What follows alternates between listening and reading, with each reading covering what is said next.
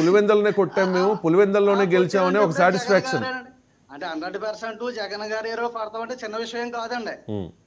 జగన్ అడ్డానికి కొడతామంటే చిన్న విషయం కాదండి.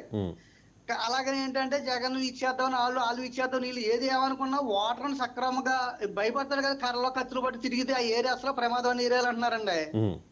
ఇప్పుడు ఏమవుతుందంటే ఇలాగ గొడవలకి వెళ్ళేవాడికి ఓటేసి భయపడతాడు.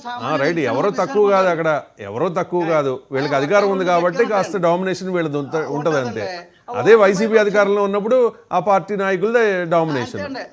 పోలీసులు వాళ్ళు చెప్పినట్టు అప్పుడు వినేవారు, ఇప్పుడు వీళ్ళకి చెప్పినట్టు పోలీసులు ఉంటూ ఉన్నారు అంతే. సామాన్య ఓటర్కి భయపడతారు కదా సార్, ఓటేసుకోవటానికి. ఓటుకు వచ్చిందని మళ్ళీ అవును, ఆడు వేసుకోవాలంటే ఇలాగ దౌర్జన్యం ఏ పార్టీ కూడా భయపడతారండి. ఎస్ అండి, చాలా మంచి పాయింట్ లేవనెత్తారు. మీ అభిప్రాయం తెలియజేసినందుకు ధన్యవాదాలు సుబ్బరాజు గారు.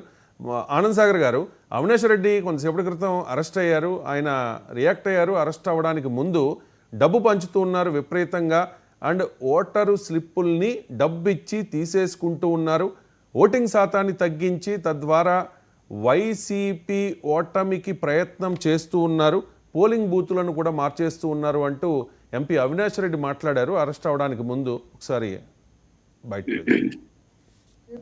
వాళ్ళ గ్రామంలో ఉన్న పోలింగ్ బూత్ అలాగే ఉంది, కానీ ఆ బూత్లో వాళ్ళ ఓట్లు ఏమీ లేవు. వాళ్ళు పక్క గ్రామానికి 4-5 కిలోమీటర్లు ప్రయాణం చేసి వెళ్ళి పక్క గ్రామానికి వెళ్ళి ఓటు వేయాల్సిన పరిస్థితి.